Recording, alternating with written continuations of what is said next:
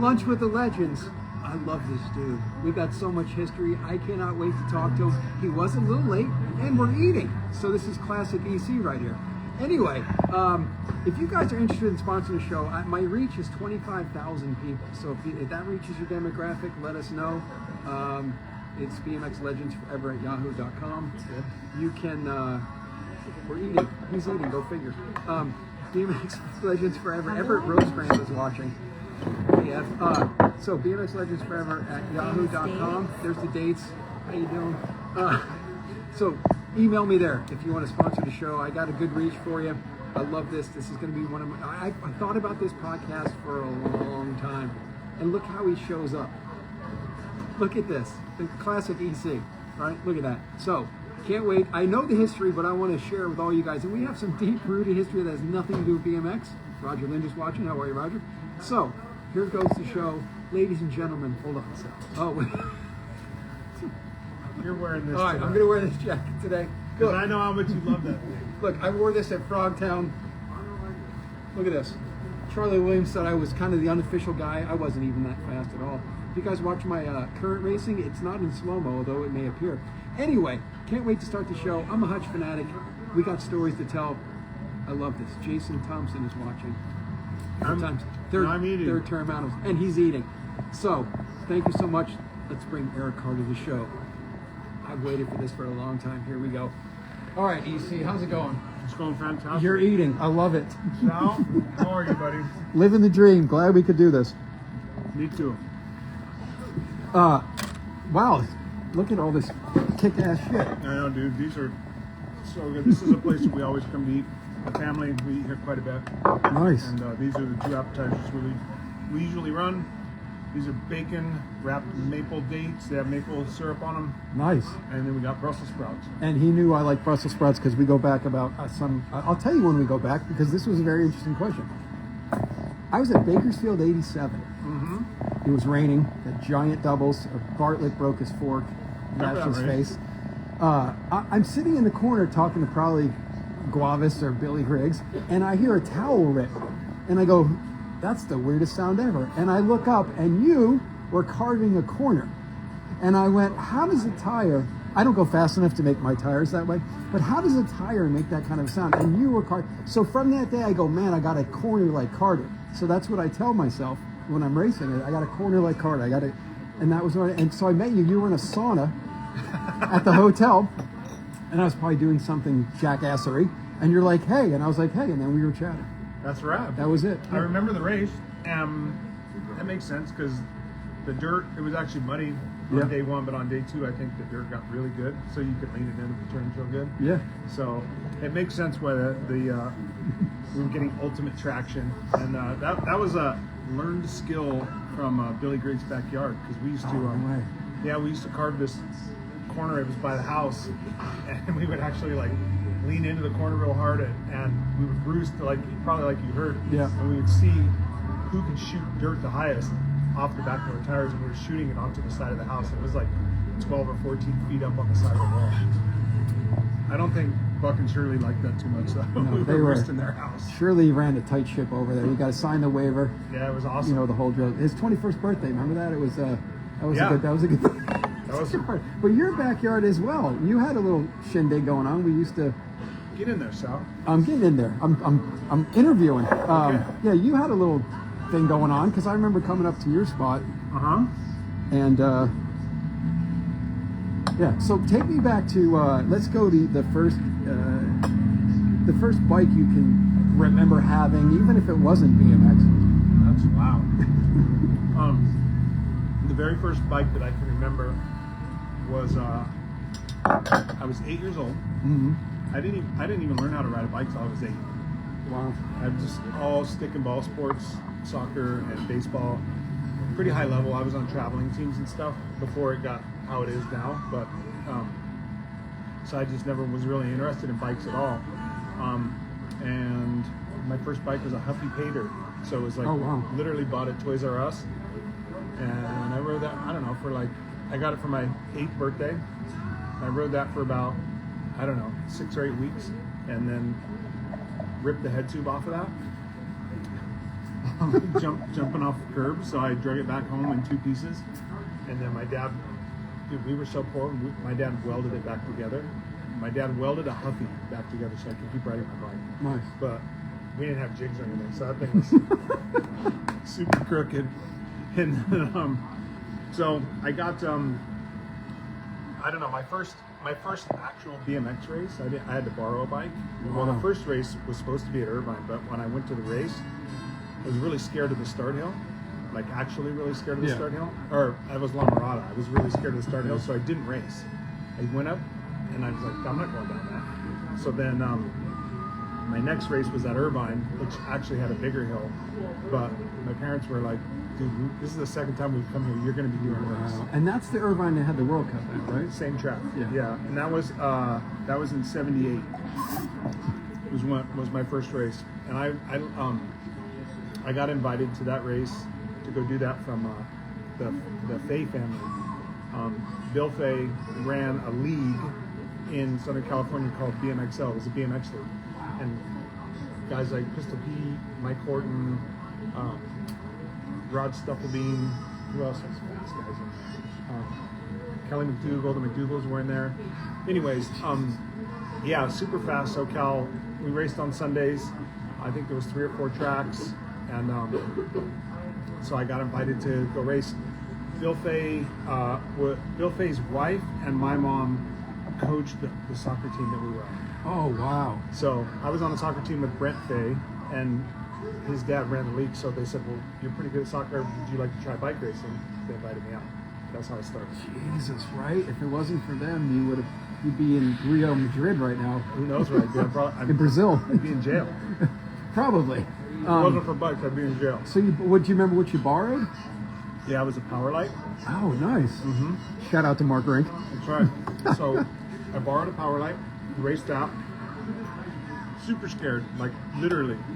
So what they told me was, let the gate drop, let everybody go out in front of you, because I was afraid to bang with people on the going down the hill. I didn't want to crash.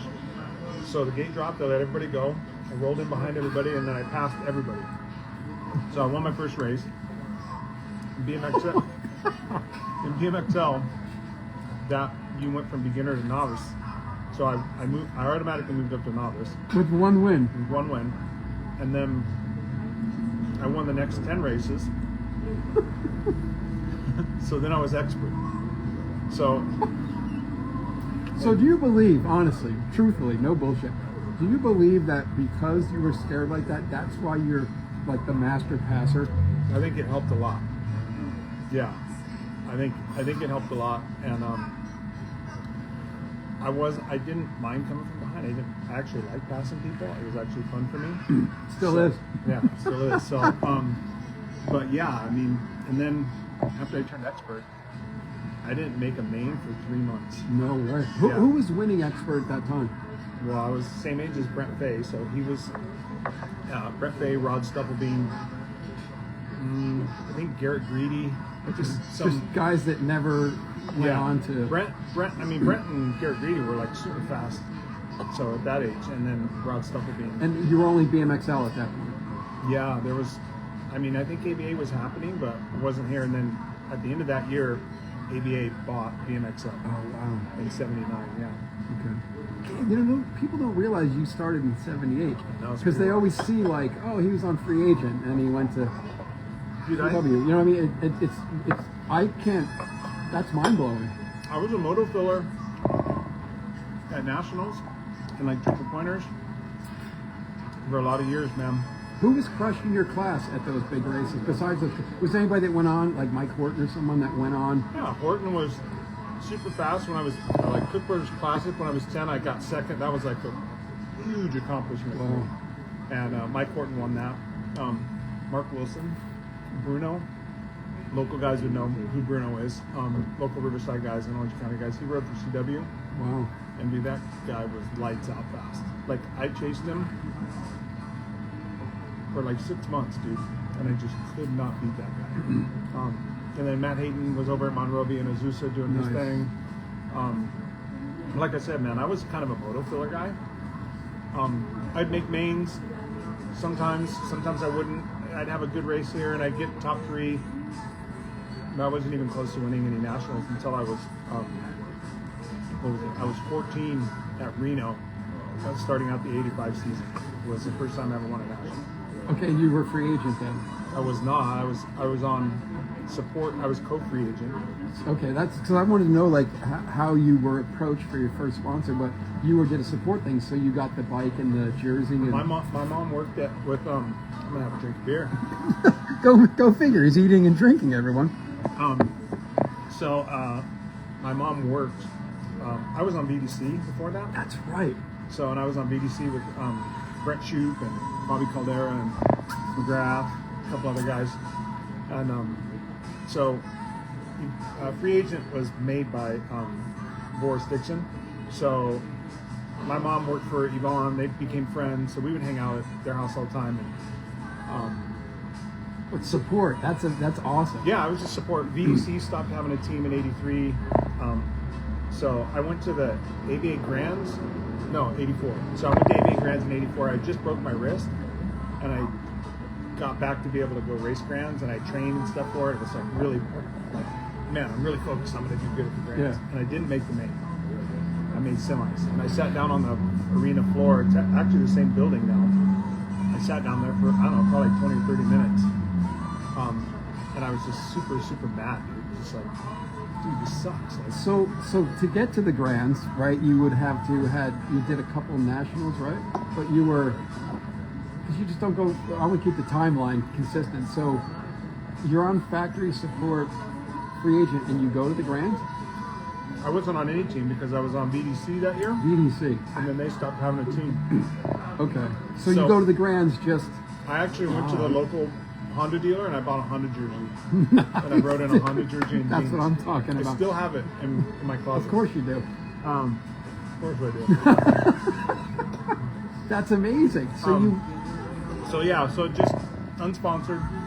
I thought the best way to get attention would be to be in that Honda jersey because Yeah. it was bright and flashy, but it wasn't a BMX jersey. Anyways, didn't make my main. Pretty upset. And man, I just made a decision, like literally there on that arena floor, like, dude, I'm not letting this happen again. Nice. I'm not letting these guys. I feel like I'm as fast as these guys now. I feel like I can beat some of these guys. Yeah. And so. But you also had the, which is infamous. You also had your dad on your side, who could talk to you like nobody else, and I can remember him discussing like track craft, and just being blown away. Like, how does he see these things? You know, Yeah. An absolute master of that kind of a thing. Pops was wise. Absolutely. So how did he influence you at that age? Well, just like you said, he would. My dad was super observant, right? So my dad would watch pretty much all the races. You got to get you some of those sprouts, bro. Can't believe you remembered I like Sprouts. See, this however many years I've hung out with you. That's right. I'm almost 40 at this I point. remember, dude. No, my dad was super wise, and so he would just sit there and observe, and he'd watch all the races, and then if he would pick up on something, he would actually be like, "Hey, come here, I want to show you something." I'll tell you. I saw this guy do this, and so I picked up the habit. Actually, I spent a lot of time watching novice and intermediates, or beginners and novice, however, whatever you call it. Yeah, can we get us the chicken bacon sandwich deal? French fries, okay? Sure. Yeah. Did Yep. you say here to go? For here. Okay. Is it possible to get that cut in half? Yeah. We're gonna split that. It's like a date.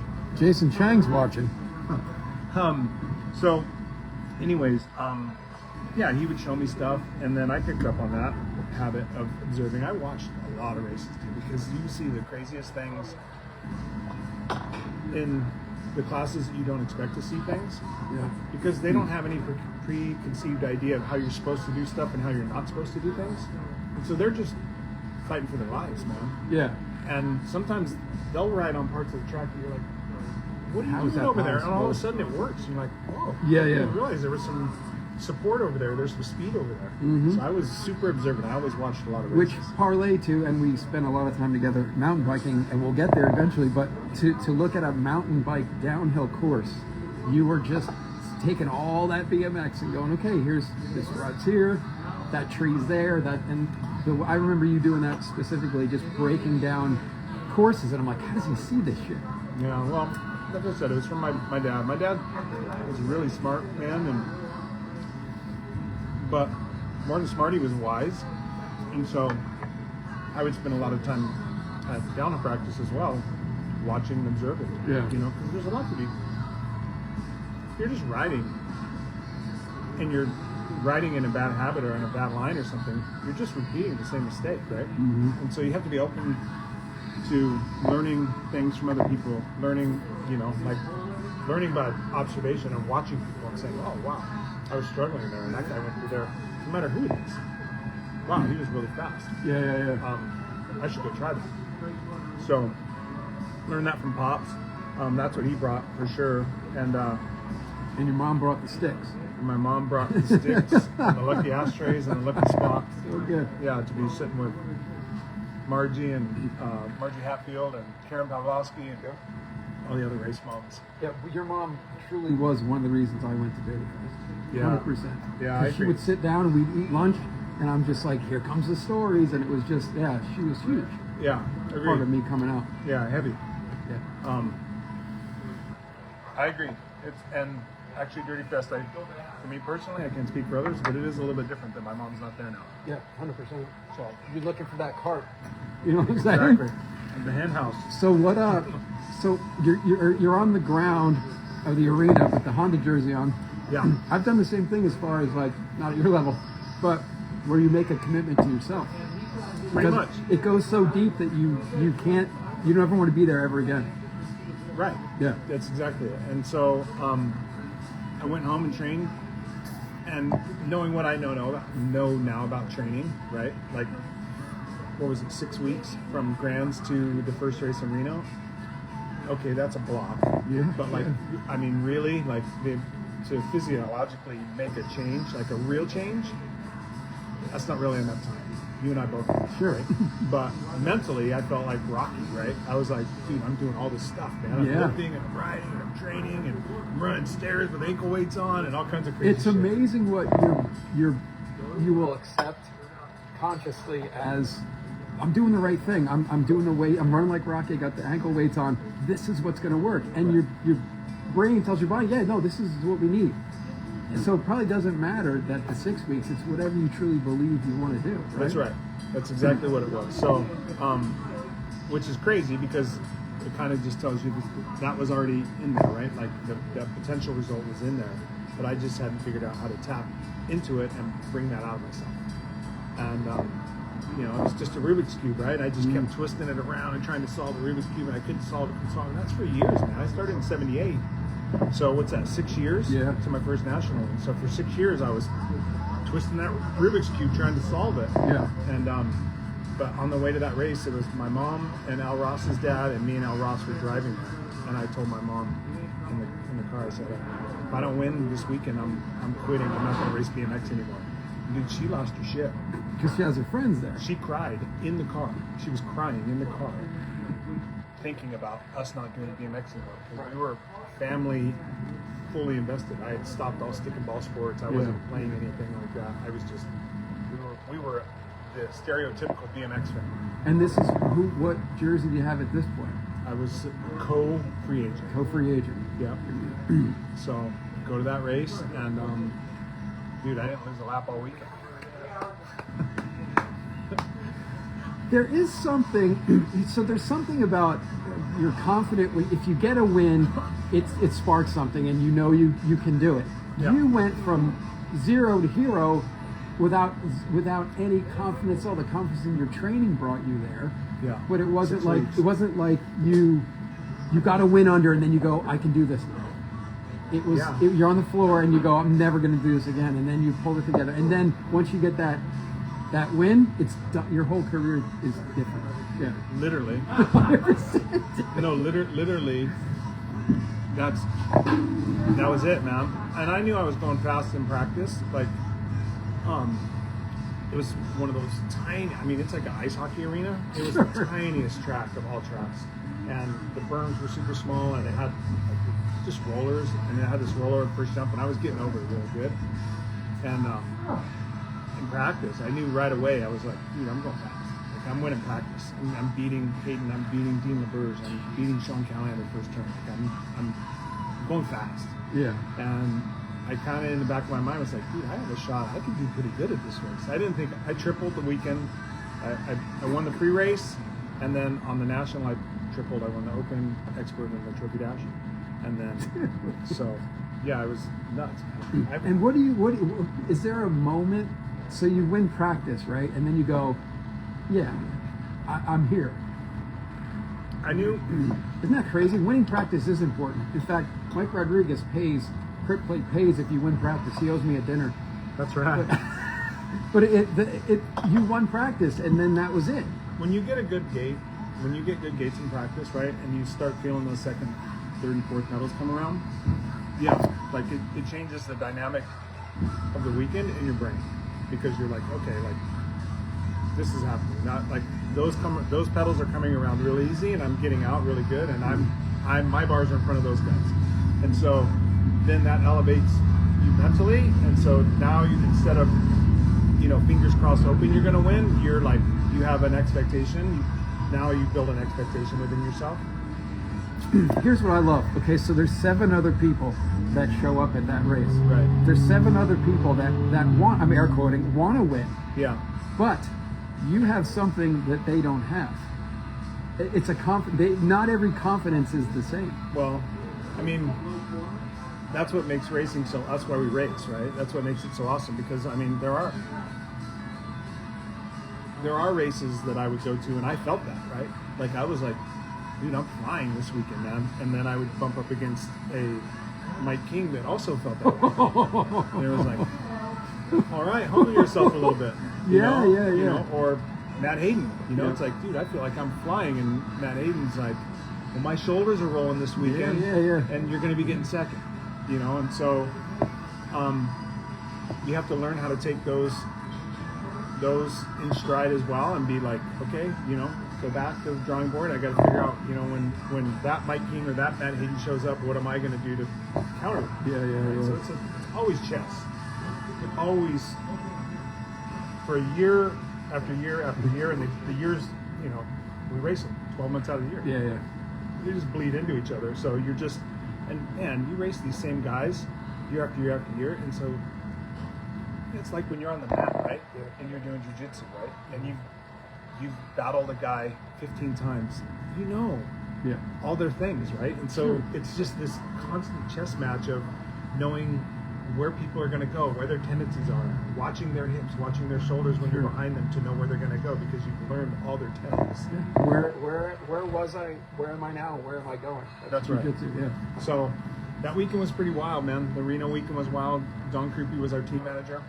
And did you get bumped up the I factory? did immediately. And Yvonne was like, we don't have budget, we don't have money, there's no way we can do that. And it was a running joke that the Krupies had. It was that they had. It was, Yvonne called Don. It's like, man, you're always going to the candy store and buying stuff, and then basically getting more riders. And so like Don yelled, like across the section in the bleachers, and he's like, candy store's open.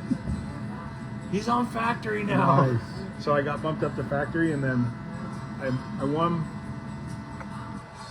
I think I won. The next national was Pico Rivera, and I won there.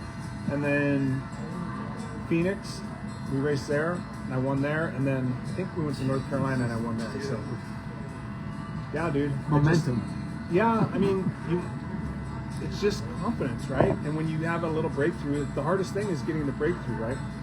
The real hardest thing isn't the breakthrough. The real hardest thing is to,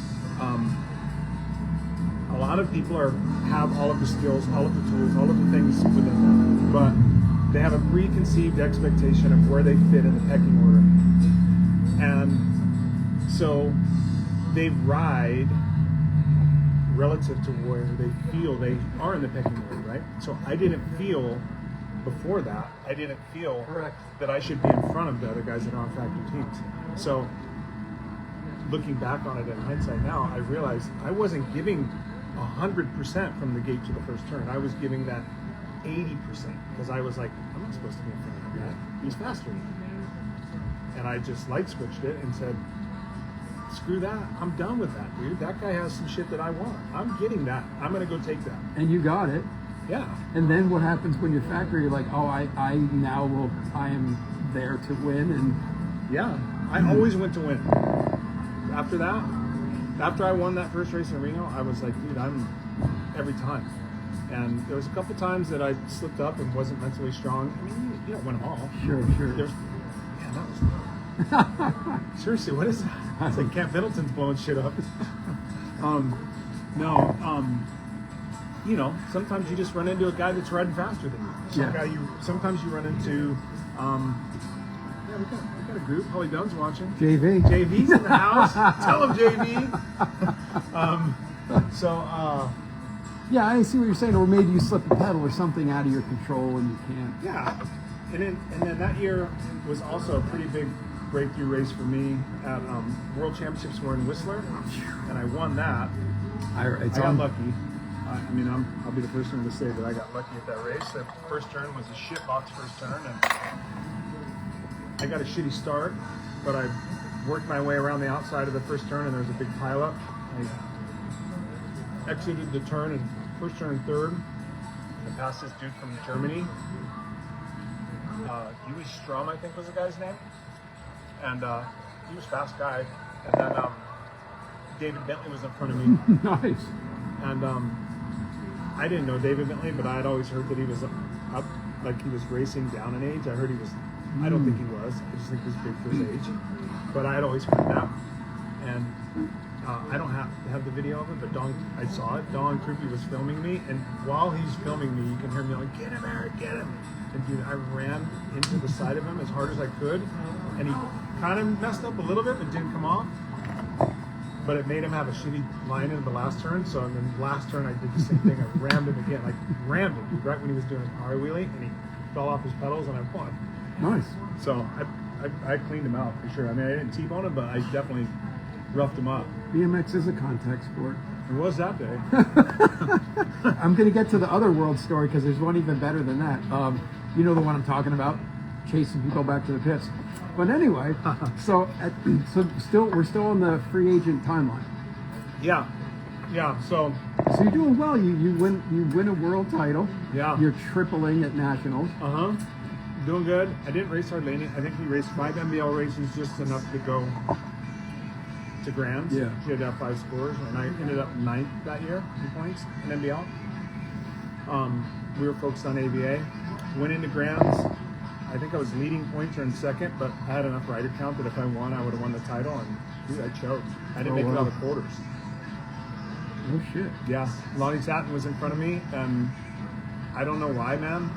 I can still picture the lap in my head, like riding behind him and like soft pedaling and half pedaling and not being aggressive and just following him around, thinking, okay, where am I going to get him? Where am I going to get him? And all of a sudden, dude, we crossed the line.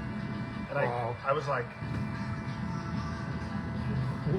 what happened? did I just do? Yeah. I can't believe I didn't. Like, there was multiple spots I could have passed him. Lonnie had a lot of experience, and he was a savvy racer, so Lonnie was a hard guy to pass. Probably one of the coolest, stylish. He's always aired on the motocross side, the Garnet pants or whatever, and his Reeboks. And he was fast, but I was fast enough at that race that I should have passed him. And I was good friends with Lonnie, and I just didn't, man. And I choked, plain and simple. And I've told the story before. Doug Davis was messing with me in practice behind the gate, telling me I didn't have it. And he was right, I didn't. I wasn't mentally in a spot where I was ready to tackle the ABA amateur title, which I think is arguably the hardest title to get. Because not only are you racing your class, but you're also battling all the other age groups. Yeah. So even if you win, it's kind of out of your control. So you got to do really good all season at the biggest races, because that's where the rider count is, and those big races are the ones that give you the rider count that elevates you, right? So like you can go cherry pick. You can go like Janesville, Wisconsin, right? That was a national. Like you can go.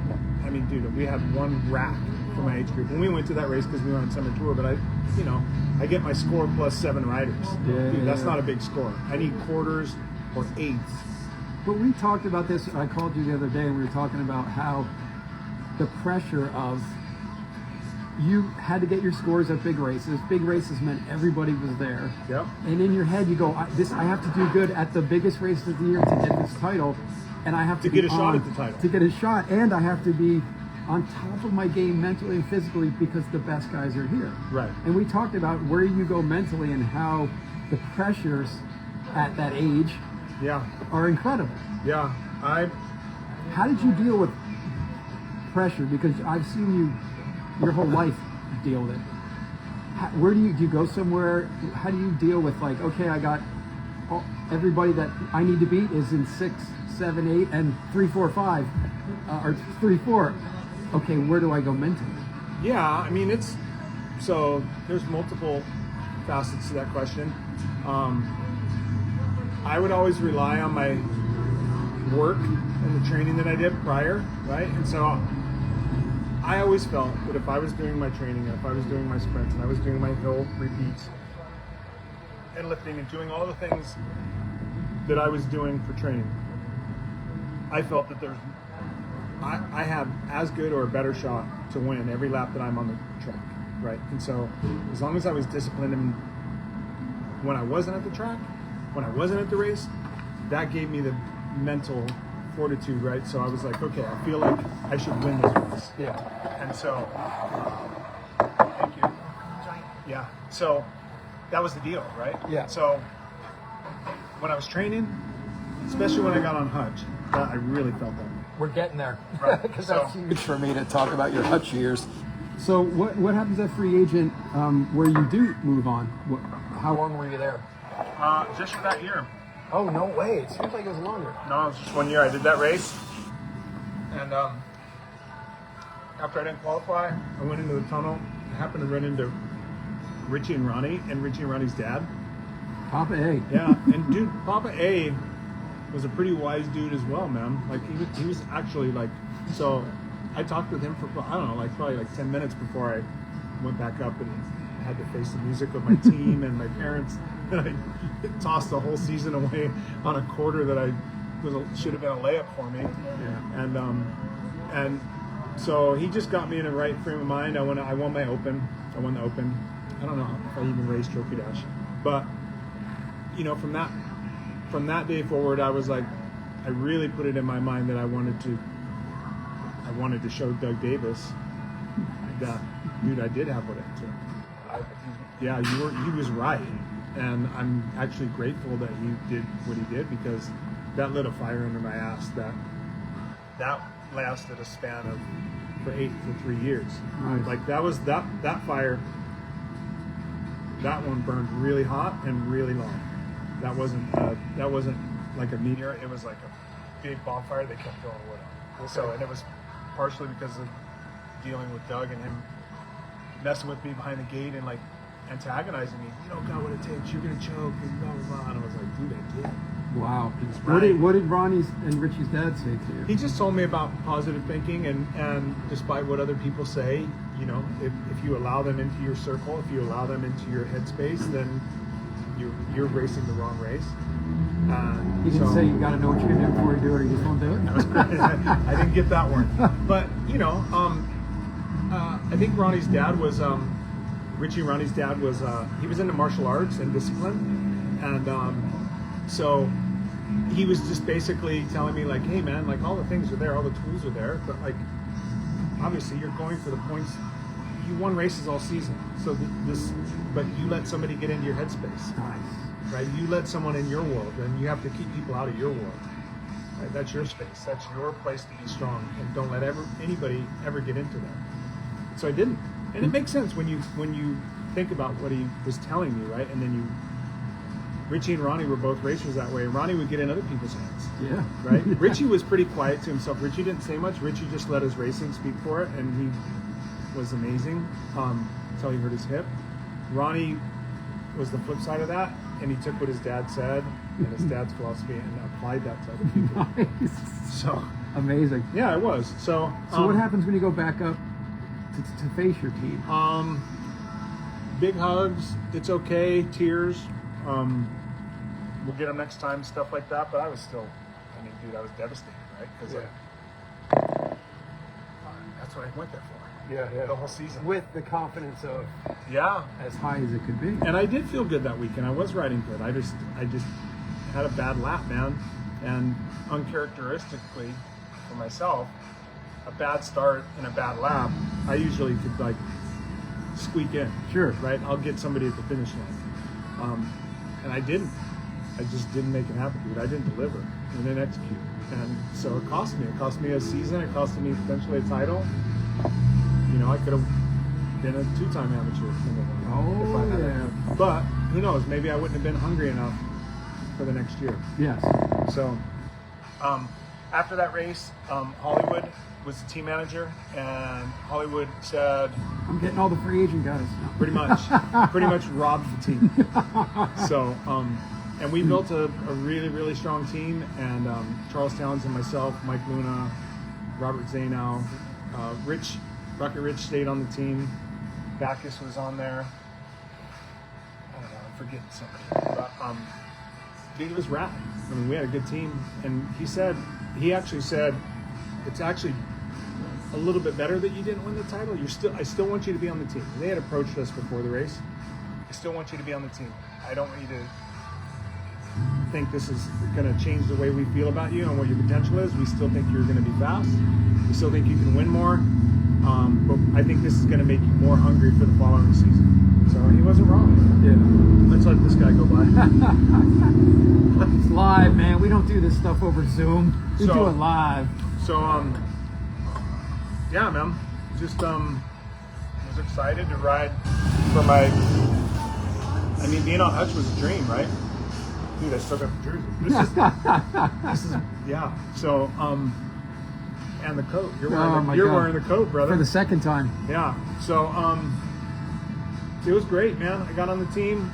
And what great bikes, my God. I know free agents are amazing bikes, but those Hutches were my all-time favorite bike. I rode a Judge, and that bike suited me at the time. It was crazy, dude. How comfortable I felt on that bike and how fast I felt on that bike, and it had a steep head angle. So I was able to really get to places on berms because that head angle is so steep that some guys weren't. And dude, I was on fire that year, man. I was really, really, really like, dude, I can't even tell you How many nationals did you win that year? I don't know. I didn't count them, but Guesstimate. Dude, a lot. That's awesome. Yeah, it was a lot. That was I did pretty good when I was a free agent, but I was kind of a one sanction rider, and I was obviously going into Grands. I was NAG 1, so I was leading points for our age group, but I wasn't fast, super fast in NBL. Like when I would go to NBL races, because those tracks were outdoor and they had those big berms and stuff, and I didn't know how to ride that stuff. I just knew how to ride in horsepower. But I love the 3-moto system. It's so good. I think it's good. I think they're missing the boat by not doing it. Transfer out and see you in 6 hours is not. Yeah, it's horrible.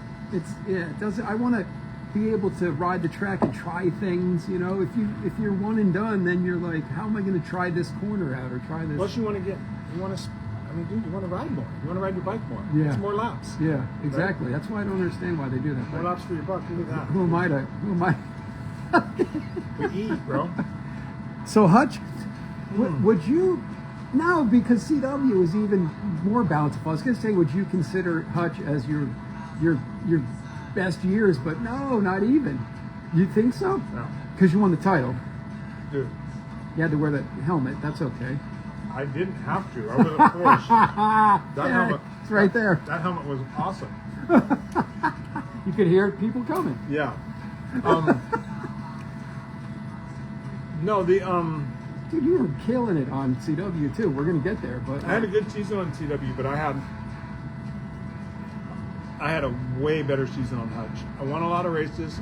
I learned how to ride NBL. I won the ABA amateur title.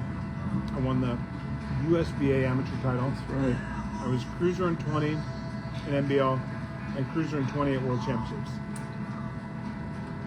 Was that the year of the quote? that you wanted to get as many number ones as possible? Yeah, That was the year. yeah. So, 86. Yeah, that was. I don't know if there's been another year that amateurs won that many. If there was, it'd probably be Shelby James, Yeah. somebody like that. But I mean, dude, it was everything was clicking. The team was rad. I was on my dream team. Just everything, all the necessary things to build the confidence and support. It was all in place, Yeah.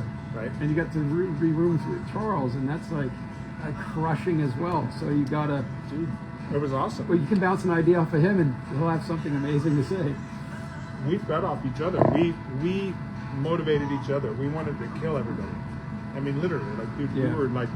we were that hungry. Like, we want to really, like, you know, we're even though we're winning, we're gonna sprint the last straightaway, just to send them a message, just to like really drive it home. Like, dude, you're gonna have to bring something to win. So we were hungry, and Charles was the perfect teammate for me. Mike put together. Hollywood put together, for me, the perfect team, because the pieces that he put together, we all fed off each other. Like that summer tour, I mean, dude, the stories from that motorhome were insane. But, dude, we won. We won a lot of And races. Hutch was known for like, oh, whatever you need, it's all good. There was no like, because I remember Woody Itson even saying like, I want this. Okay, how about this too? Yeah, sure. Like Hutch was never you would know firsthand, but was never a no guy. Like I can't have that. Like, Trips to Hutch were awesome, dude. It was we joked about it. It was a shopping cart. And he had shopping carts at the warehouse, and you just go down the aisles. I know GT had it too back in the day. yeah. You just load it up. You just walk up to the front. And that was when we were making skateboards and clam digger shorts and all kinds of stuff. High Caliber, he had this other brand. I remember High Caliber. So, dude, Were you running the Loaded up. titanium magnesium hubs and shit back then? I had Hutch hubs, but I don't think they were the Time Mag. And then no Aerospeeds. Then this was before Aerospeeds. I don't know if it was before, but I know those things were breaking. Yeah. So I think And they get stuck on. I had to call Mike Hollywood to tell me to get how do I take these off? when I was talking to you the other day about my green Hutch that I actually have possession of again. Yeah. And when we built that, we actually built that with one-piece cranks. So good. Man. So the picture on the cover of the magazine has me with black one-piece cranks on it. So we're actually gonna put black one-piece cranks on. Amazing. And here's a Rebuild story it. that nobody knows, but I'm going to tell it today. So I go on the road for summer tour. I'm broke. I got no bike. What does EC do? Hey, take my Judge, my blue Judge. So I actually went on summer tour with S&M crew with a blue Judge because Hutch was my favorite bike, and I thought if I get this bike, like you said, it's magical. Yeah. So I got on. I didn't do much on it, but anyway, it was kind of you to loan me that. And when they came over to do the POW shoot, BMX Plus, that bike's in my room. It's like so good, man. It was a good bike, huh? Oh, it was, yeah, the Hutches were nimble. Yeah, they rode really, really good. I really love that bike. I was bummed. We knew going to the Grands that basically Hutch was bankrupt, and they basically didn't have the money to send us to Grands. So my parents actually funded for us to go to Grands. Like, I think funded some of the other riders as well. Yeah. Like just. How were you guys on team trophies? We won. Okay. Yeah, we won the factory team trophy award for the end of the year for As a bankrupt company. As a bankrupt company. Yeah, nobody knew, but Yeah. we knew. Yeah. So we wanted to finish what we started. We started as a team. We started as a group, and that was one of our goals. And Yeah. so we wanted to see it through. So we. And how funny, it's like, well, how do you segue to CW? Well, they went bankrupt. Okay. Yeah. Like, how do you win a number one title and then go to another team? Well, they run out of money. And I didn't. I mean, I would have stayed on Hutch forever. That was my dream team to be on. But, and then Mike was my hero. Mike Yeah. was my literal hero. Like when I was 12 at the Lancaster BMX Nationals, I remember. he happened to be at the same hotel as us. We were in the jacuzzi, and that's how I actually got to know Mike. And You then- met Mike in a jacuzzi too, just like me.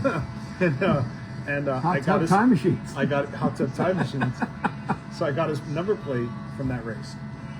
And I gave it back to him like 3 years ago, the same plate from 1982. And I think he won that national. He did.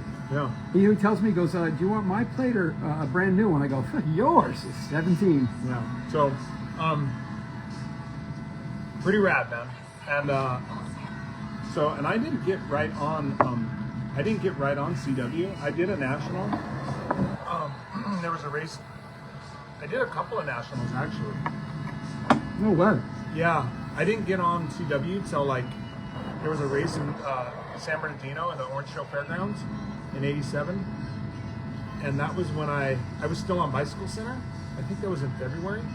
On what? What kind of bike? I think I was still on my Judge, but I rode for BC, and I won that race. It had to be in March. It doesn't make any sense though because I raced Phoenix. And CW was my first race, but anyways, I was on BC, and I won that race, and then we ended up talking to the Donnells. Mike Donnell was the team manager, and so I got put on CW. They didn't have similar to the free agent story. They really didn't have the budget for it, and they but they pulled me on. And who was on there when you were on CW? Was Lions on there? They pulled Charles on that team. Lions wasn't on yet. They pulled Charles on with me. Who else was on that team? Well, obviously Jason Donnell. I'm gonna go deep and go like Jason Shigas. Jason Chigas was on that team. Callahan. No. Steve Dillard. Pickle Dillard. Pickle was on that team.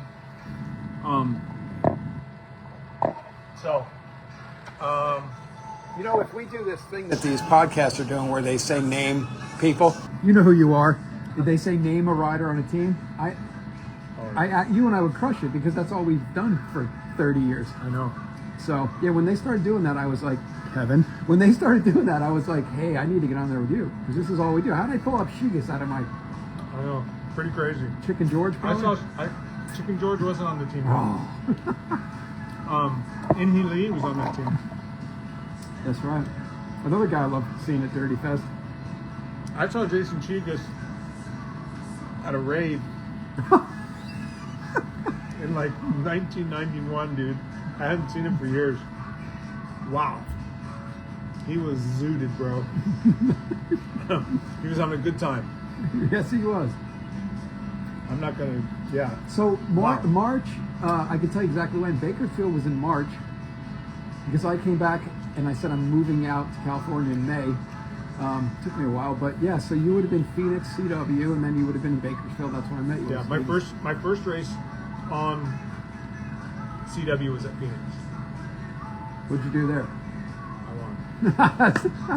won. Baited questions, bro. Baited questions. I think I won one day. I don't think I won both days. How were the CWs getting They were off good. edge? CWs were like free agents. Craig Reynolds. Yeah. That's what I'm talking about. Oh, he's chatting McPherson. I don't think McPherson was on CW then, Craig. He might have been. No, I don't think he was. I think it was after me. I think he was on there after. So. What did you ride for a CW? The smoothest watching, bro. Craig Reynolds, the smoothest dude ever. 44. Yeah. So what you go from a Hutch and then what model CW were you on? I don't know. Like the Z3000 or something? Or Roger always had names and letters and stuff, so I don't know what it was. certainly wasn't a Pistol But Pete it was, at that time. I mean, dude, no. Pistol Pete rode recumbents. If you look at Pistol Pete frames as Harrow and CW, they look like recumbent bikes. His seat Yeah, angles like I this. actually had one. The fact that he was able to go that fast on those bikes is incredible. True. Think about how far forward when he stood up. Think about how far forward he was to the bars versus when he sat down. Well, it's kind of like sitting down on a banana seat. All right, let's get. That was Hutch, right? No, that was much later. The banana. That's Schwinn. That's the Schwinn. banana. All right, so let's tell the wait. We got to So keep the CW. time. CW, please. We're gonna get to Schwinn and he's gonna. CW was rad. The Donnell, like we had a blast, dude. Riding for Mike Donnell was awesome. He's a motivator. And Oh, look at who he motivated. His kids Yeah. were killers. And to be basically brought into the Donnell family like he does with all the riders, it felt special. I felt awesome to be able to do that. So, to be invited to be a part of that.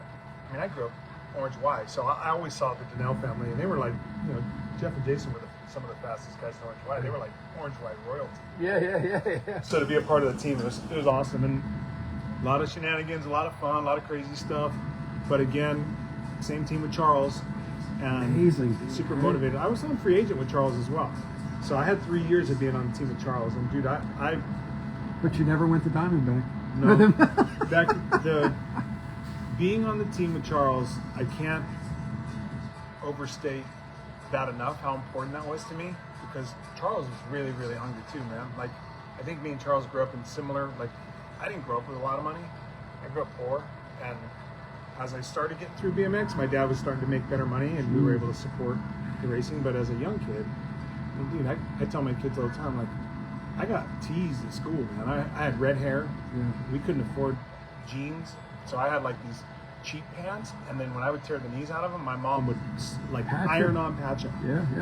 And dude, I got teased all the time, man. I was fighting all the time when I was a kid. Yeah. And I think that made me really hungry as a racer. I really wanted to, like, I had a chip on my shoulder. I wanted to show everybody, like, all right, I may be the little redheaded kid with freckles, Yeah. but damn it, I'm gonna show you. You know, I tell a story like when I wanted to go to a national or something. My dad's like, "What do they have there?" Like, he would only go if it was in it for him. Right. I want to go to, like, I don't know, Lum's Pond National. What's going on down there? Anything to do? You can fish. Oh, let's go then. I'm in. So, like, I couldn't go. I want to go to South Park. Well, there's nothing there. So he would never. I'm reading the Yeah. comments. What do you got? Mark Rink says Mike Donnell took him to get his first car at an auction, a 70 Camaro. He was 15 because Jeff Donnell was on Powerline. That's right. So that was the connection with Mark. Amazing. Yeah, the Donnells were car and boat guys, man, Yeah. through and through. Oh. Still are. Jason's kid's actually a ripping Amazing. car racer. Amazing how that works, right? Yeah, and I think Jeff is still racing boats. Still racing drag boats.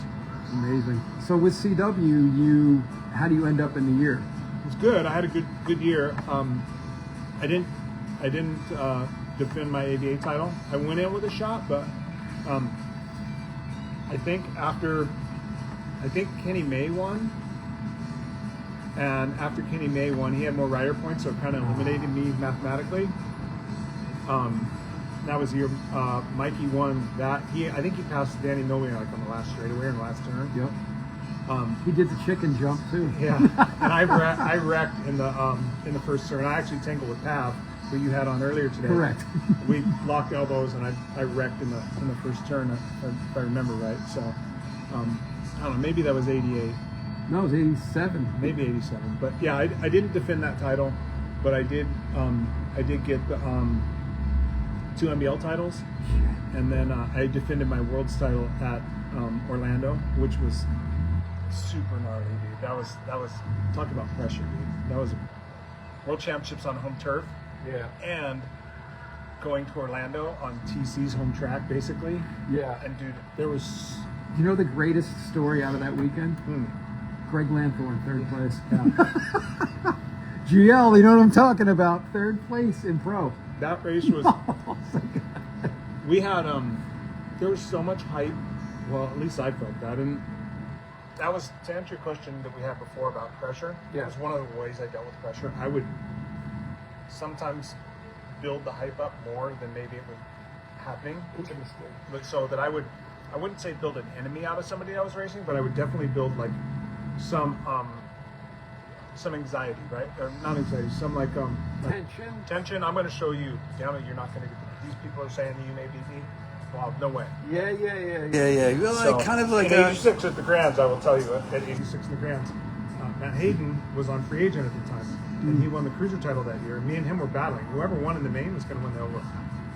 And he came across the finish line in his cruiser main, and he won. And he raised his hand, and I looked over at my dad, and I said, "He better savor that one because he's not getting another one." Nice. And my dad like looked at me like, because I don't usually talk like that, dude. Sure. I'm maybe in my mind I'm building things up, but I'm pretty humble. Like externally, I don't like to boast like that, and I would never say that to anybody else, Yeah. except for my dad. But I know my dad looked at me like, okay, like, Here we go. shit. And Matt didn't do anything wrong. He just raised his arm going across the finish line because Sure. he just won the damn national title. He should be celebrating. Yeah. But that little celebration was enough for me to go, dude, all right, like you're not getting another one of those It's things. interesting where you pull off your motivation from. You pull it off from training. You pull it off from an instance that sparks you. You pull it off from self-awareness. Dude. You pull it from everywhere. You know what it is? It's our favorite movie, bro. It's Vision Quest. I'm going to tell you something funny. So it's about you, EC, but I do have some anecdotes that are funny. Going to Vegas for this national this year, I leave my house in Simi and I put on the Vision Quest soundtrack. It's how many years later? Yeah, 40 something, and I'm like, it's what I need, right? and I put it on. How weird, right? You know what's Only the young, right when I left my driveway. You know what's even better? You texted me that you're going to the National, and I sent you something that was Vision Quest related Okay. in a text. It might not have gone through. I don't know. My I don't phone think it is did shit. because I would definitely remembered. Now I'm gonna look and see. But anyways, yeah. For those watching, me and Salami, we are always trading Vision Quest quotes because both of our one of our favorite movies, and the motivational aspect of it is second to none. And we also trade magazine quotes, That's right. like part Roman, That's right. roaming around looking for trails. That's exactly it. So CW is coming to a close at this point. Well, Worlds, I will say I want to touch on that because it was myself and Corbett, right?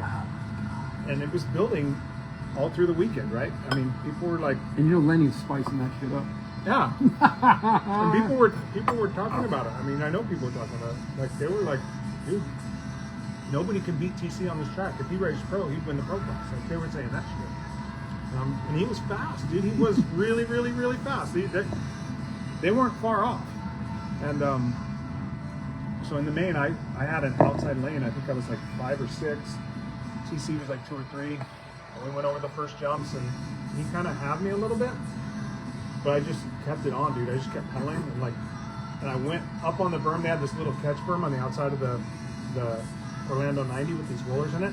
So I went out to the berm, and then I shot off the berm, So and I shot into TC because he was going to cut me off. So instead of waiting for him to cut me off, Yeah. I actually initiated the contact, and my momentum went into him, and it gave me the space. By the way, that's a free cornering clinic from Eric Carter right there. If you guys are racing currently, take that shit and run with it. That was free information right there. I'm absorbing that. No, yeah. So I just initiated instead of waiting, and that freed up the space that I needed to be in a good line in the second turn. If you were too far inside on the second turn, you had no exit speed. So I had to get off the first turn to get a little bit wide going into the second corner so I could get some good exit speed. And after that, I was just gone, dude. Nice. What happens when you cross the line? You're like, all that shit's gone now. I did a huge power slide. I just, my son Ethan, my oldest son, he finds all these videos of me racing. I remember that. I know that's on YouTube. And I did this huge power slide and then snapped my Jove off, super like angry. Like I was like mad. Like, Yeah. oh, everybody talk shit. You know, like that. Yeah. And then I allowed myself to be like, okay, now I can enjoy this. But yeah, man, but it's that pressure, dude. It built, you know. Well, you're self-imposing 4 it for your own motivation, so I understand. Right.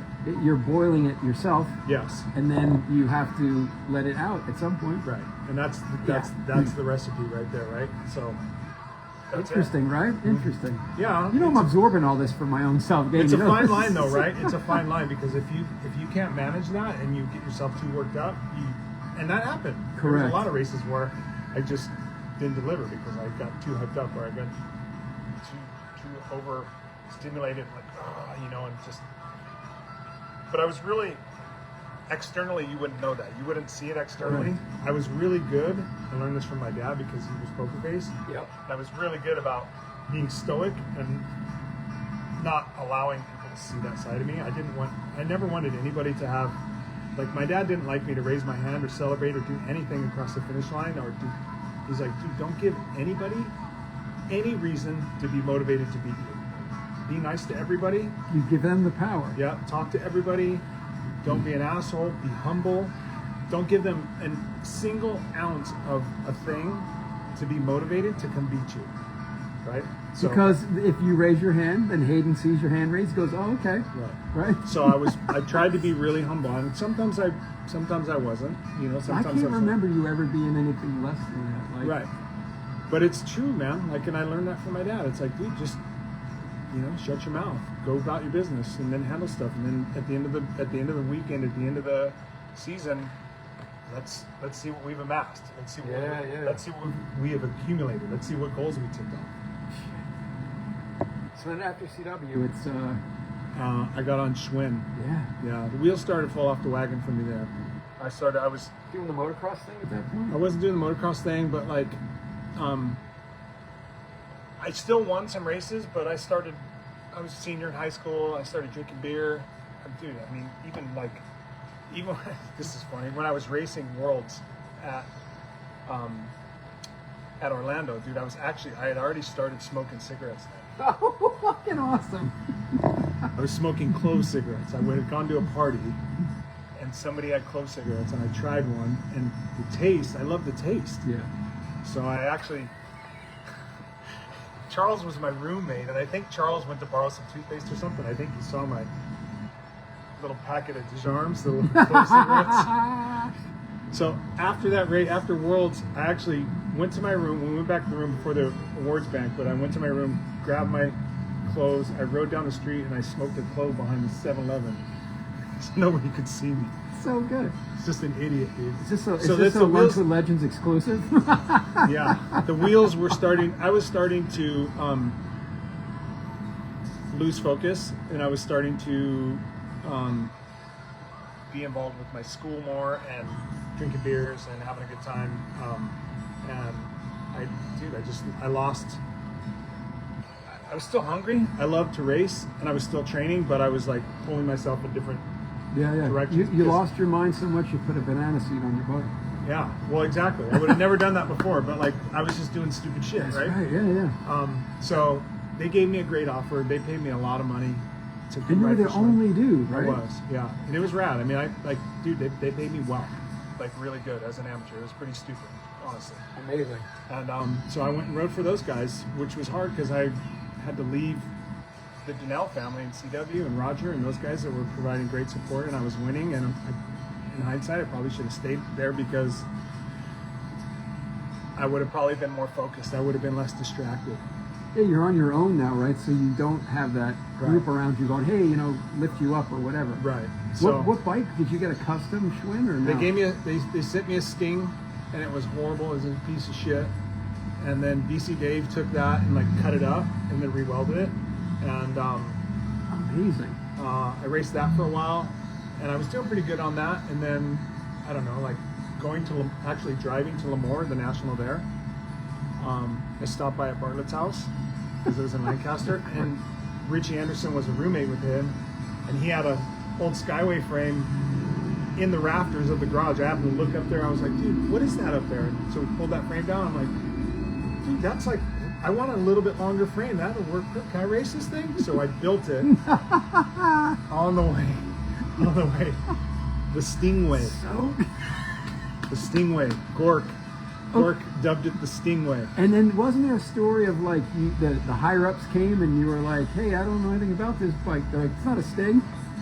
I don't remember that. Okay. I think Robert Peterson and Kevin Jackson were the two guys Oh wow. that I reported to, but Did they know you're on a Stingway?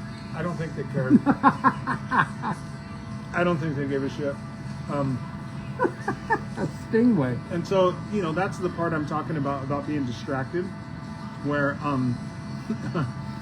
that's right, Smooth, the Stingway, baby. I had a double-page picture of that in Lemoore on those doubles, jumping with my ponytail sticking out the back, I my gotta swing kit. find that. I think I had a tennis ball on the front wheel.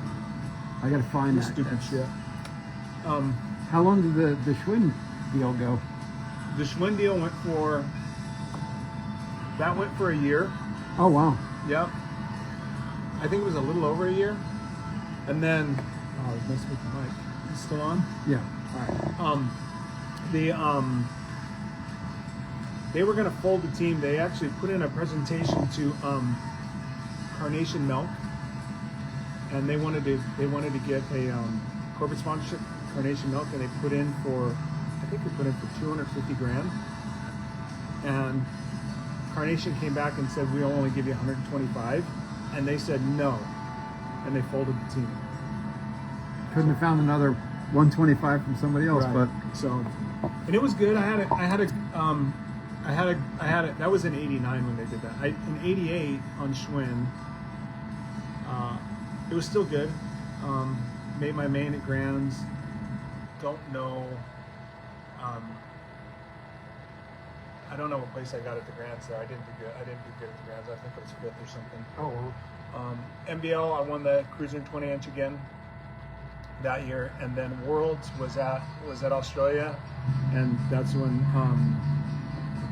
no, Worlds was in Chile. That's the one. Yeah, and I got second in 20 and 4th in Cruiser, I think. Did you or did you not chase someone in Chile? I didn't chase him in Chile. I chased him the next year. Okay. So story goes. I love knowing everything about you live. We were on the gate at Chile for the finals, and this was the shortest first straightaway ever known to man. You ever go to Braddock? Sure. Yeah, dude.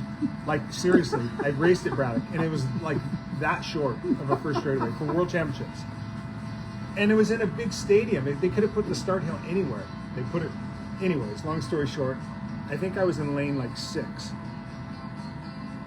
and Rojas was in lane 2, and he was fast as shit, dude. I can't take anything away of how fast he was, dude. He was like really, really, really strong and really fast, dude. Like no joke, he was.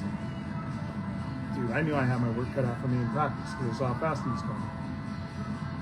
But me being in lane 6 and him being in lane 2 was a definite disadvantage. So I came around the first turn in 3rd. I got around one guy, and then he had 6 bikes on me, and I spent the whole race. We were racing in Santiago in Chile, which is at altitude.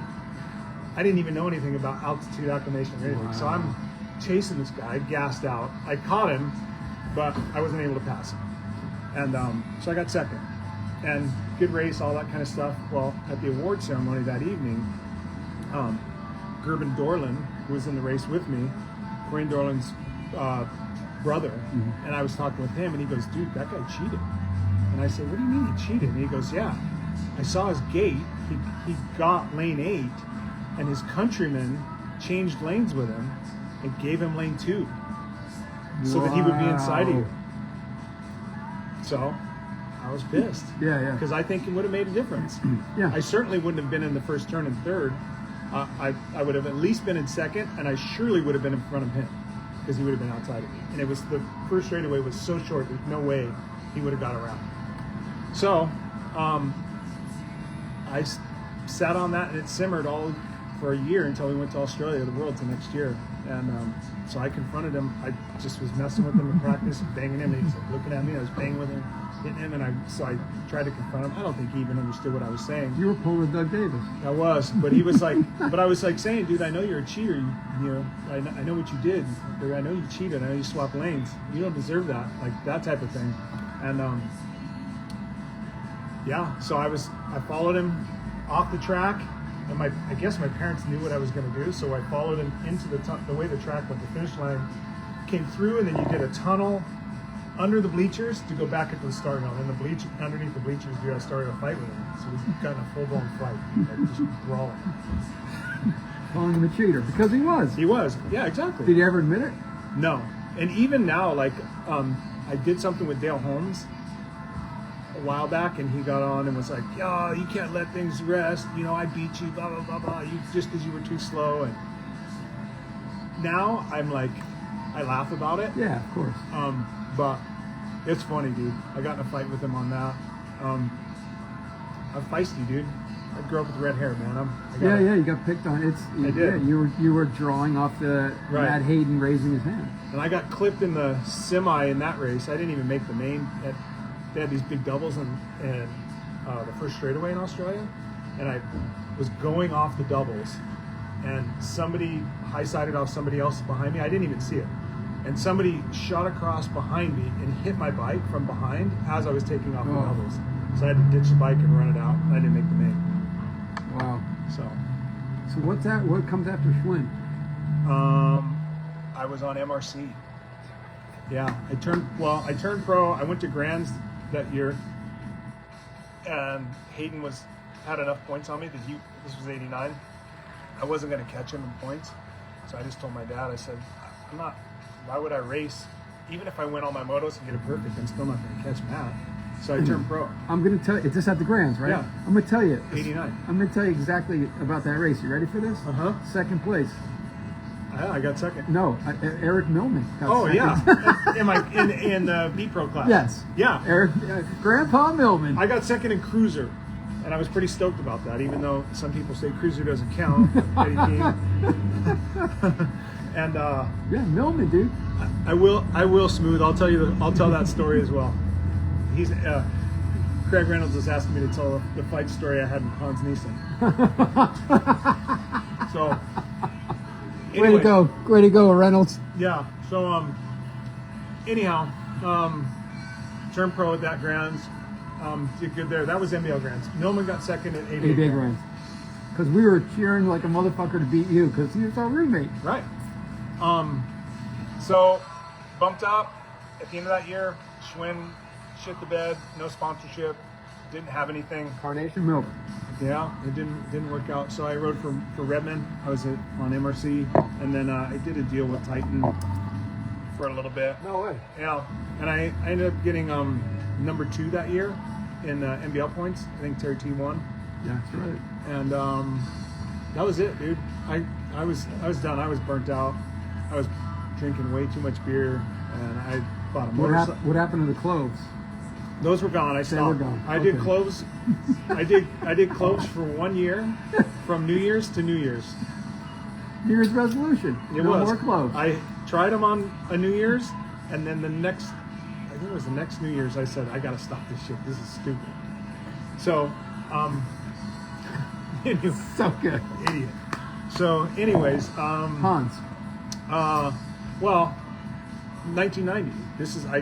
I did that year, but then after that, I didn't have any sponsorship coming in really. I didn't race AVA that much, and quite frankly, I didn't want to race BMX anymore. I bought a motorcycle, and McGrath was starting to haul ass on motorcycles, and I was like, well, dude, I'm going to be a supercross guy. I'm going to race supercross. Yeah.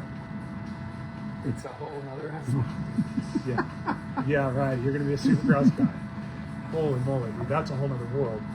But I raced motorcycles for a couple years and just drank beer, went to Havasu, and That was that time in motocross, was it? Yeah. The whole I was- Krusty Rage and Militia and all that. right in there, dude, right in there with those boys. And so I did that for 2 years, man, and I would race Cole Canyon every year, just as a B Pro or single A. And literally I would just race it just to make beer money. So I don't know, I make like $1,600 on the weekend. That's where my entry money went. I appreciate it. Into And your I- pocket for beer. And it was just beer money. And then that was 92 Cole Canyon. Clay happened to be there and saw me and was like, hey dude, if I pay your expenses to Grams, will you go ride in a Hyperdrive? I was like, yeah, sure. So went and did that. Actually, we forgot the part of when I rode for Brackens Oh, I at remember. Grands. That was really what set me off from not wanting to race. When me and Purse got into our scuffle and I kicked him in the head, and yeah. I remember. How can we forget that? That was From I was going to win the Pro Spectacular to getting absolutely, completely cleaned out. And I found out later, I guess Purse he said that he didn't like it that they cheered when I went by him so fast. So he was just mad. And he was like, dude, I'm not going to be embarrassed like that. So he did a phenomenal job of cleaning me out. But my dad always told me if you can take care of it on the track, don't wait till the next moto. So I was kicking him in the head as I was following. Clayton John didn't like that. right. What did Clay say? Because you were. I was- Oh no, I was you're on Brackens. Brackens. That's Yeah. right. Sorry, I get lost. So Clayton John called me over and he goes, dude, you would have been fine if you wouldn't have kicked him in the head 3 times, but I got to disqualify you. And I was over it. I was like, that's all right, man. Anyways, I don't care. So I just went and What were you? What I ended up hanging out with Ron Pettit the rest of the weekend, and I don't know, we had drink beers and had a good old time. So what Brackens were you? Were you on a Brackens? Yeah, still got that bike. Can you believe it? But you hauled you hauled ass on that bike. I went pretty good on that. What would you like in the Brackens too? It was like my free agent. Okay. SCW. Okay. Felt like that. Because I remember you hauling ass on Brackens. I'm like, damn, that's a sweet ride, man. Yeah. So that was 1990. That was the year I got number 2. I started on MRC and Titan, and then I ended up on Bracken. So I didn't want to race anymore though. So I went partied for a couple of years and blew off some steam, and then I came back in '93. Clay had me go to the Grands in '92, and then for '93 he was like, dude, I want you to go do all the races for me. So we worked out a deal. And you won a national title, NBL Pro, right? In '93, yeah. How does that, like, you're like, I was over it, I didn't feel like I was drinking beer, hanging out, and then I won an NBL Pro title. Like, Yeah. what? The bikes were good. I was having a good time. Muscle Clay memory? was- Muscle memory? Muscle memory. Clay was a motivator. He got me motivated. So we were having a good time, man. When you're having a good time and things are clicking, it was rad. I think I had Foster Brothers. No, they weren't a part of that. It was Billy Harrison at that time, but That's right. we were having a good time. Oh, you and Billy would be a good time. Yeah. Well, from 90 to 92, I spent a lot of time with Billy too. Yeah, Billy and Bartlett and those guys partying. So Hanging stuff between fence links and all that. Yeah. in 1990, when I was on MRC, to go back to Reynolds' request for that story, we were at a race in Texas, and I had won the first main. It was 3 mains, and I won the first main, and in the second main, I was winning, and there was this weird second turn, and I was kind of pinching off and kind of basically blocking the inside from Hans Nielsen, and he just blasted me, dude. And dude, he hit me so hard, like in the back, like I got bruised ribs and internal shit. It hurt, dude, bad. Like he wrecked me Question. from behind. Arm brace or no arm brace at that point for him? I don't know. Remember, I'm sure he it was, always he had was it. arm brace for sure, because it was after BDC. With that helmet. Yeah, they still have the helmet. So Pro Open, before the third main Pro Open, I passed him down the last straightaway, and then when I was going down the last straightaway, I looked back at him and I flipped him off. And dude, I didn't know this about Hans after, but I guess he was like a gnarly bar fighter back in Iowa where he lived, or Illinois, or wherever it was. Like he would fight dudes in bars. Sure. I found out later he beat up 3 dudes who hit his buddy in the head with a bottle. Like gnarly guy. Yeah. Because he was so quiet, he never talked. Yeah, so I flip him off. He rams me at the finish line. I turn around and I go to shove him. I like grabbed his face and I shoved his face. And before my arm even got fully extended, he already had hit me with a left hook. And dude, he hit me so hard. I had a knot on my jaw for like 2 months. Hard, dude. Like, I've been hit. He hit me really hard. Right, douche. I can't believe I didn't go down. Yeah, I was gonna say knockout. And so I just wrapped him up, dude. I was like, dude, I don't want any of that. I don't want none of that. So I just dove in and I just wrapped him up and just held on tight until everybody came over and broke the fight up. And he was just hitting me in the back, boom, boom, boom. And I just held on for dear life, man, until they broke us up. Amazing. Craig, there you go. Hans was a bad dude. It's a Q&A right now with EC. I love it. Any other questions? Fire them up. I can see the list right there on the left. Fired up. It's Q&A time. So we Brackens we left, but then you were MRC, and then you were Hyper, and then after Hyper, was it the mountain bike then? Pretty much. Same time. Because nobody knows this, but Eric and I traveled for years together, from 95 to 99. Every weekend we were in the same place doing mountain bike night. I got him 93, the same year at 93 that I started racing for Clay.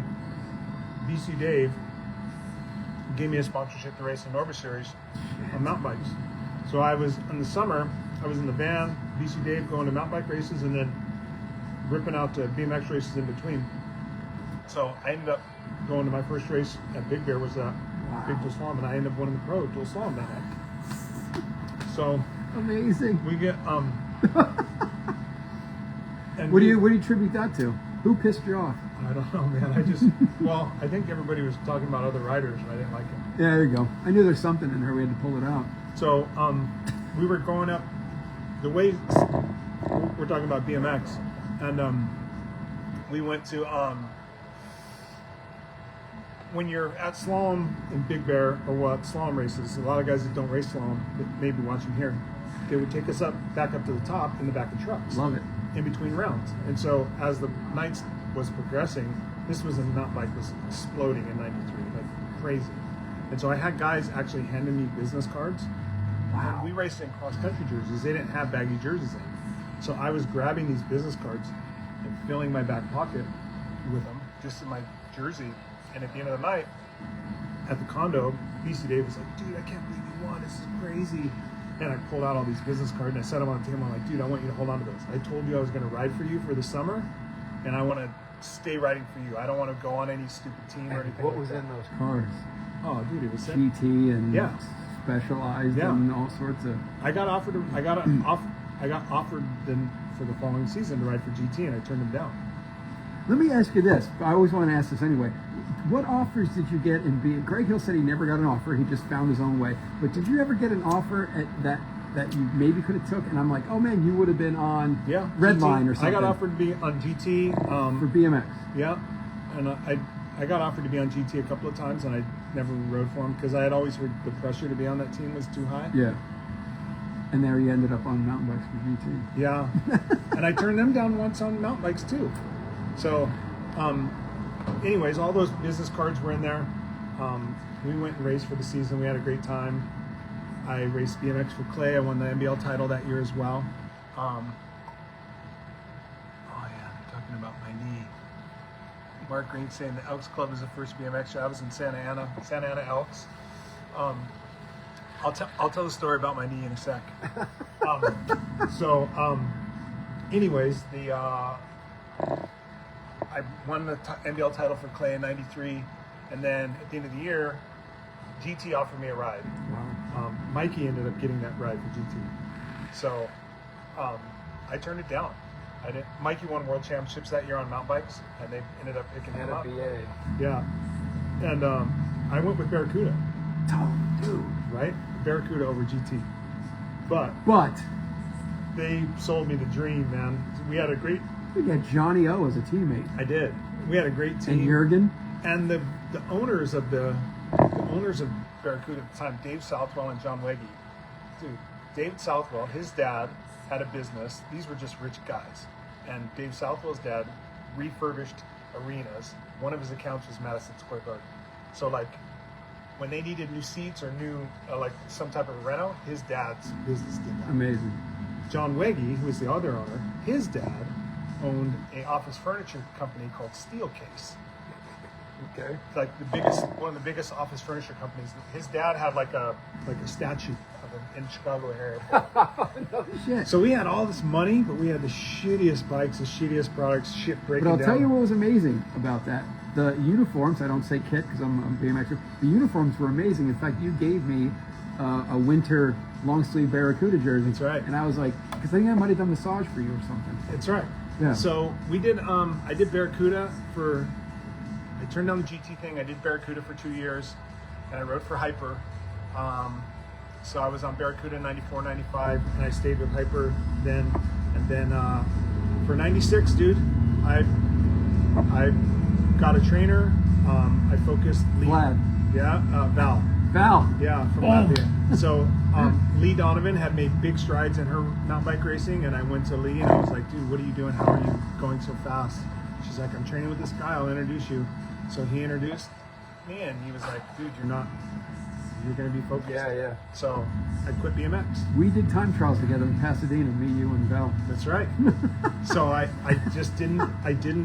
so I stopped racing BMX in '96. Bakersfield was my last BMX race. Wow. No? Lumberjack won. I got second as a privateer. Until Dirty Fest, and then you were throwing on the boots and waxing fools. That's right. So, my knee, they were asking me about my knee.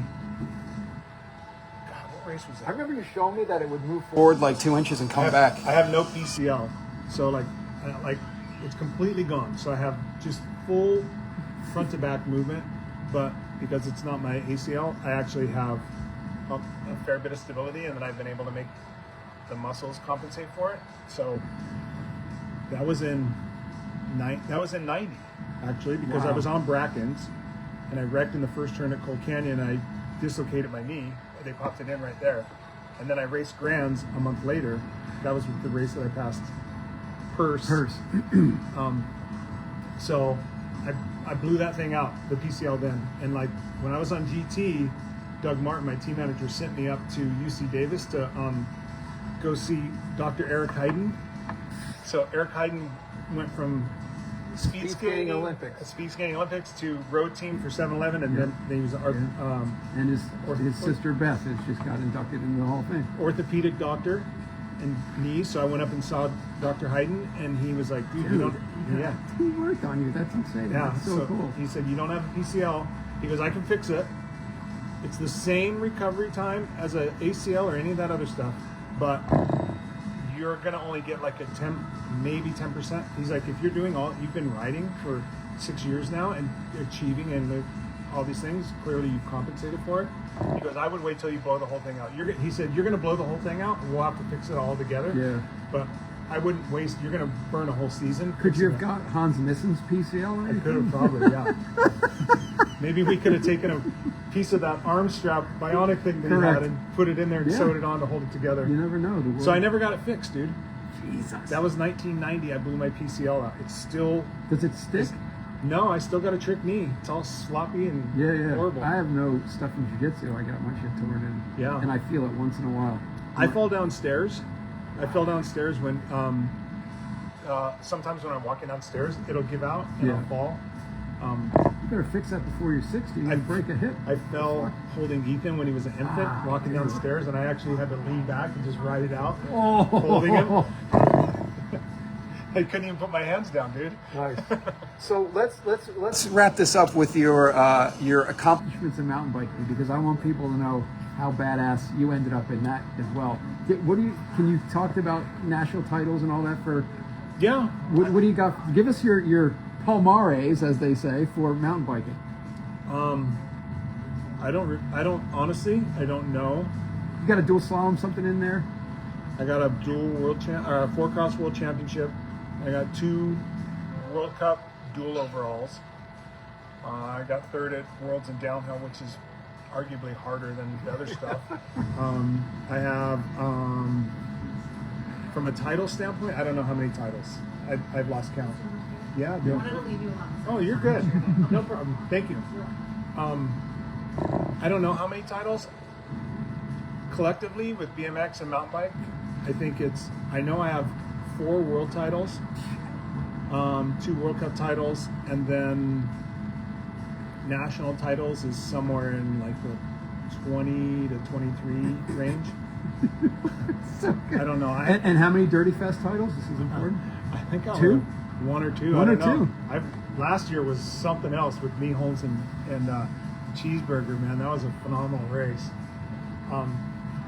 Yeah. Are you doing Dirty Fest this year? Yeah, Okay. yeah, I'm gonna chill this year. I'm just gonna have fun and walk around. I like it. Yeah. Takes a lot to race, as you know. It does.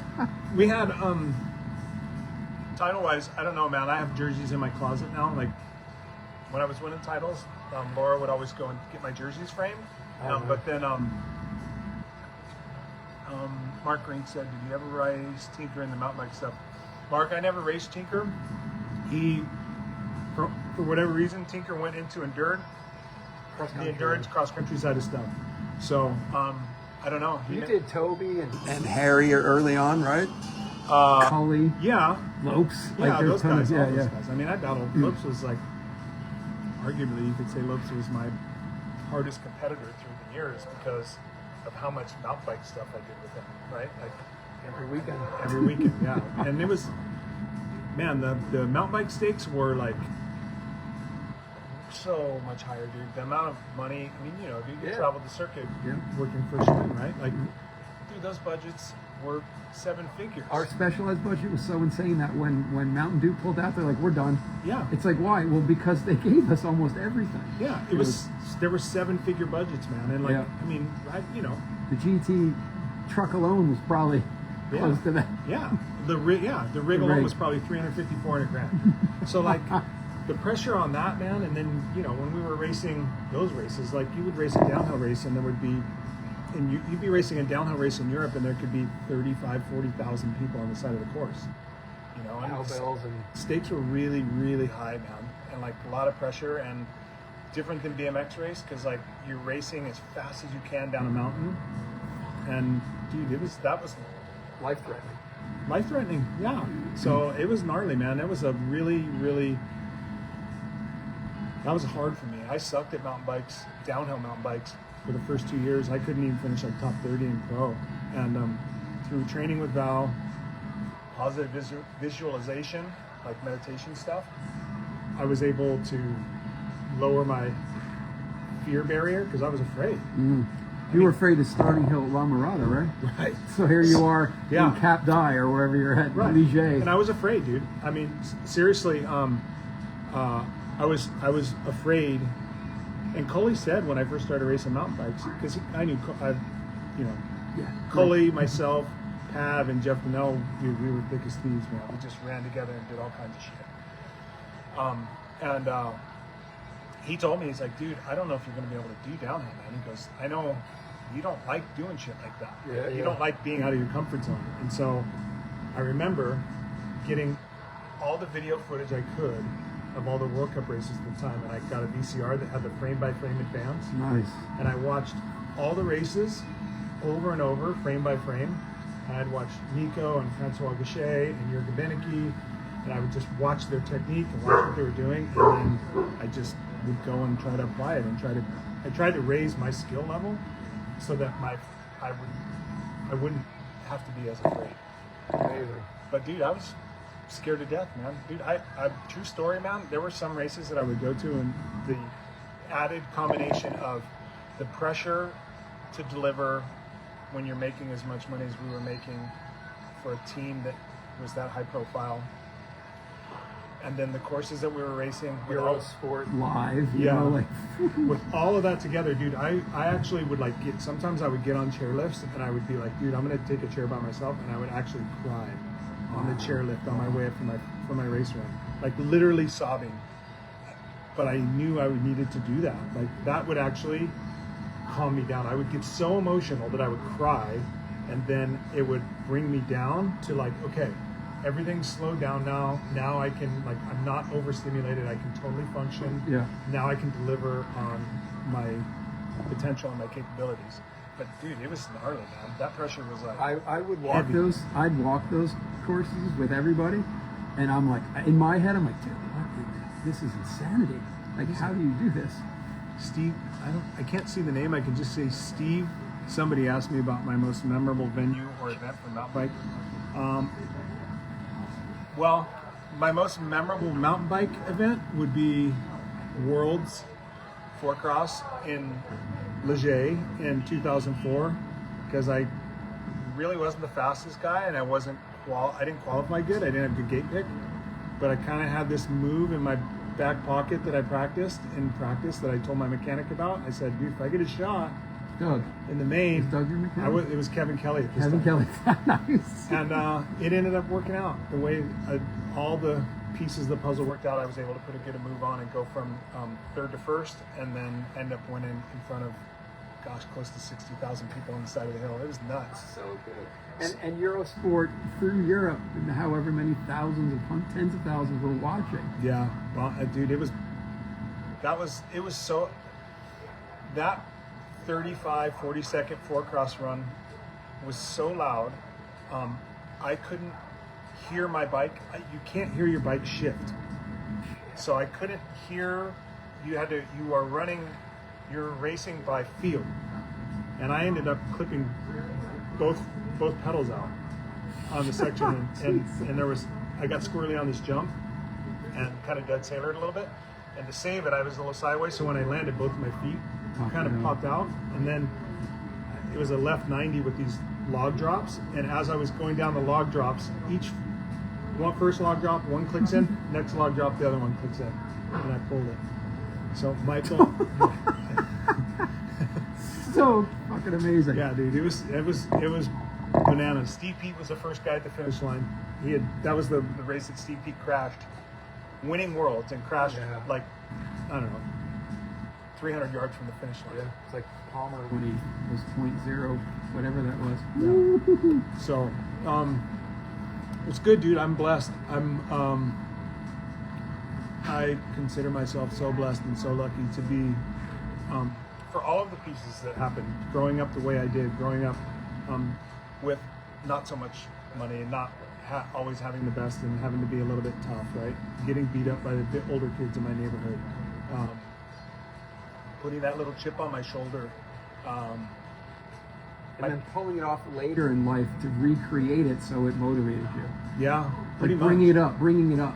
Yeah. Right, from your subconscious to help you to get better. Pretty much. Interesting. Yeah, and I'm grateful for it. I'm grateful for all the steps, even though, they're like, I don't know, man. I believe things happen for a reason, and sometimes you don't know what the reason is immediately, right? But like, as you get further down the journey in life, you start to realize, like, wow, man, that was supposed to happen because that enabled this to happen, and that enabled me to be strong enough to handle this, or that opened my mind to be able to perceive this and to be able to execute on that, right? And so I'm lucky, dude.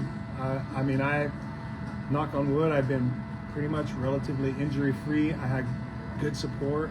My parents were the freaking best parents you could ever ask for as far as supporting my passion and my life goals. Like, No, I said your parents were like, you could see it, and we have this group of like the cool parents, right? It was, Pat's parents are cool as hell, right? Dorsey, of course, his mom. Sure. But, and your Dorsey's parents were right. like, I would talk to your mom a lot, and your dad was so like, I wanted to get inside your dad's head and be like, man, I got to get in there. Yeah. But he's such a quiet dude. I talked to him, but it wasn't like, can you break this down for me? Because I know it's gonna. I would just be like, hello, how you doing, sir? Right. Billy's parents as well, Greg. So right. Yeah, it's interesting, but yeah, your mom and dad are solid. Yeah, it was good. I mean, I had good people in my corner, man. I had, good friends and good relationships, like Pav and, like I said, Pav and Coley and Jeff Donnell, like, growing up, those guys, man, if I didn't have those guys, like, who knows how far off the rails I would have gone in high school partying and stuff, right? Like, Charles has a good teammate. Like, that just kept me a little bit honest, right?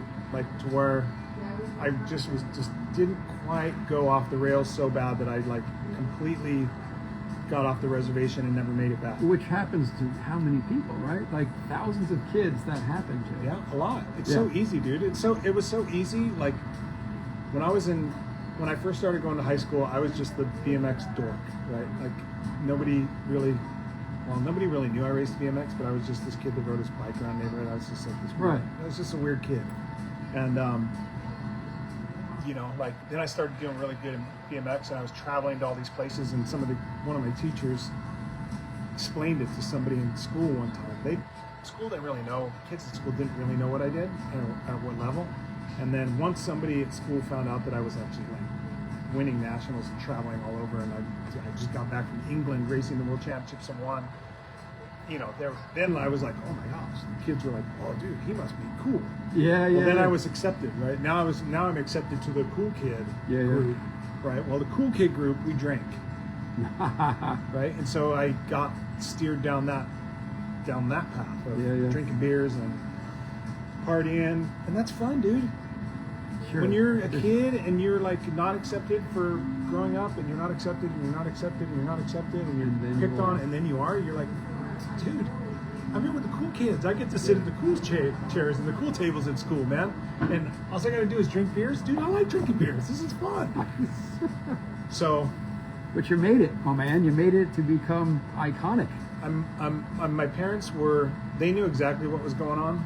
I mean, dude, when I was in my senior year in high school, I was at nightclubs in the middle of the week till like 2 in the morning.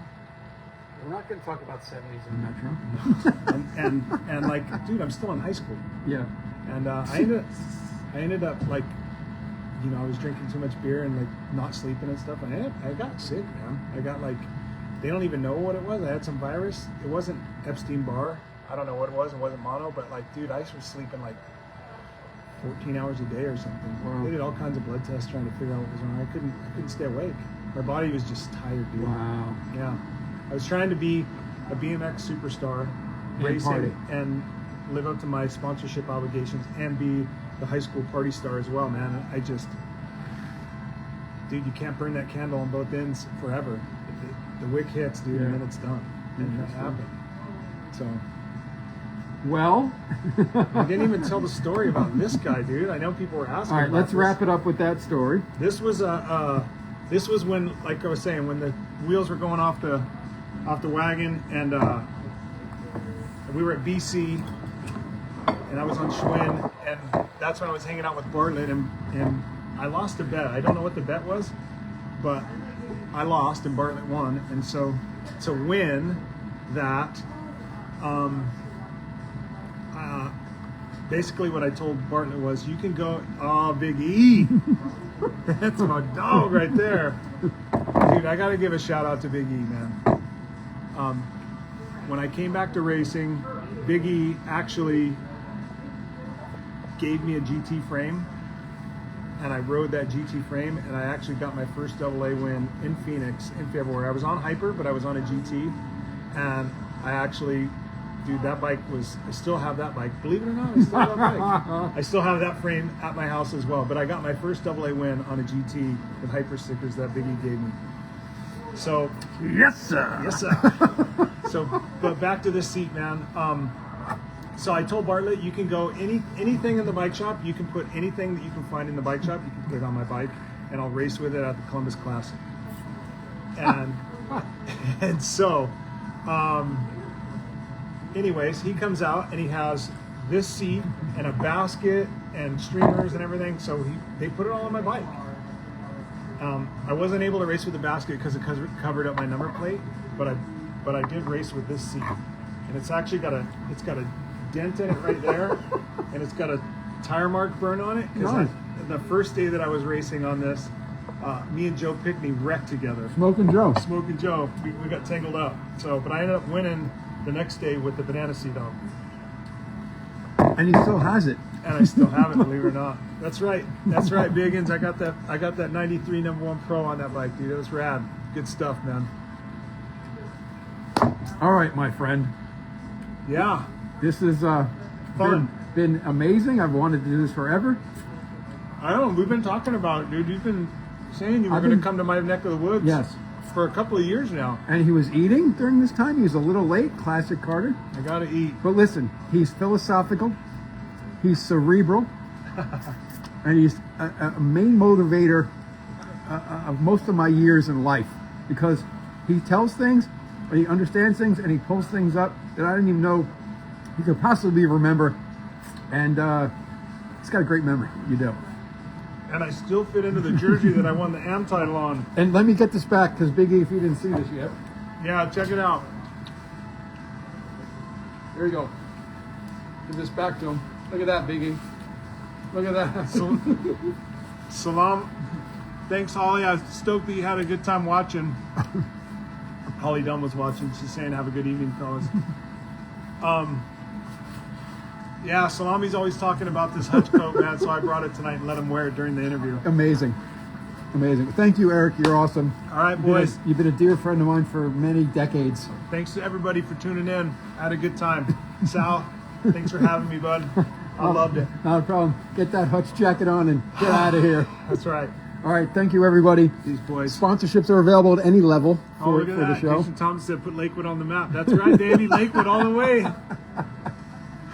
All right. I would love a part 2 with Carter. We're going to talk about that once we're done. We got another couple hours left to pull out of him. But thank you guys so much for joining. This will be posted up on YouTube in probably a week or so. And I can't thank Eric enough. He was on my hit list of people I wanted to have on. So let's go to Dirty Fest, June 6, 7, 8. Go see Eric race. It's phenomenal. He puts boots on and waxes 90% of the people that show up on the gate. Maybe Dale, maybe not. Dale's watching. Dale, I got your back. So anyway, thank you so much, Eric. And as I always say, just get on your bike and ride. That's right.